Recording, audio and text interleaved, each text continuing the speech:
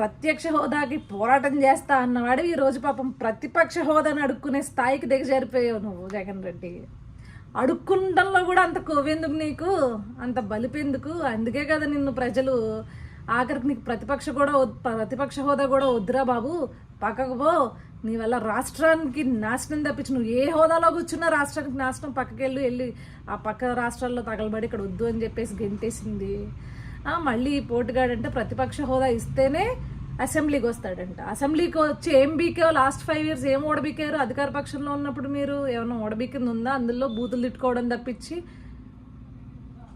మళ్ళీ మీ దండుపాల్యం బ్యాచ్ అంతా వచ్చి రాజ్యాంగబద్ధంగా విలువలు ఇలాంటి పెద్ద పెద్ద మాటలు మాట్లాడొద్దండి, జనాలు చొప్పు తీసుకుని కొడతారు.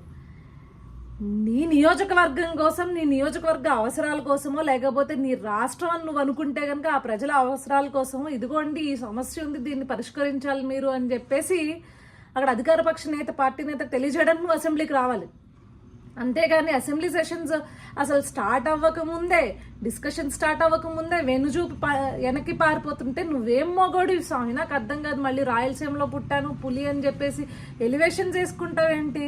నీ నియోజకవర్గ ప్రజల అవసరాల కోసం నువ్వు వచ్చి మాట్లాడాలి. వాళ్ళందరూ ఓట్లేసినందుకు ఏదో పెద్ద నేను ఓడబికేన్ రాష్ట్ర ముఖ్యమంత్రిగా అని చెప్పేసి ఒక 11 సీట్లు తెచ్చుకున్నావు కాబట్టి ఆ 11 సీట్లలో ఉండే ఆ 11 నియోజకవర్గాల్లో ఉన్న ప్రజల అవసరాల కోసం మాట్లాడాలి.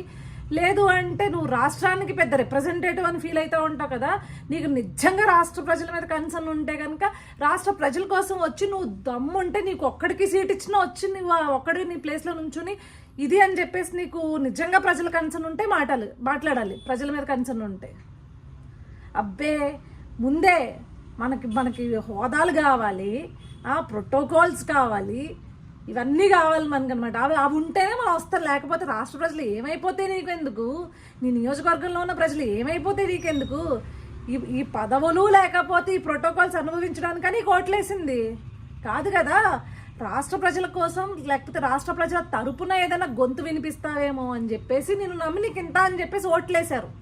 ఇదండి ఈ పెద్ద మనిషి అసలైన నిజస్వరూపం. ఇతగాడికి పదవులు, ప్యాలెస్లు, ప్రోటోకాల్లు, మరి పీతో మొదలయ్యే వాటి మీద ఎంత వ్యామోహం ఏంటో అర్థం కాదు. ఇలాంటి ఉండి దర్పాలు, అధికార దర్పాన్ని ప్రదర్శించడానికి మాత్రమే సీఎంలు అవడం కోసమో లేకపోతే అధికారం కోసమో వెంపర్లాడతాడు తప్పించి ఎప్పుడూ కూడా ప్రజల పక్షాన అయితే నిలబడిన పరిస్థితి లేదు. అది మనకు కనిపిస్తూనే ఉంది. ఇలాంటి వాడిని ఇంకొకసారి నేను ప్రజల కోసం రాజ్యాంగబద్ధంగా ప్రజల కోసం నేను నిలబడతాను, మాట్లాడతాను అని అంటే ముందు అసెంబ్లీకి వచ్చి మా కోసం మాట్లాడండి అని అడగండి.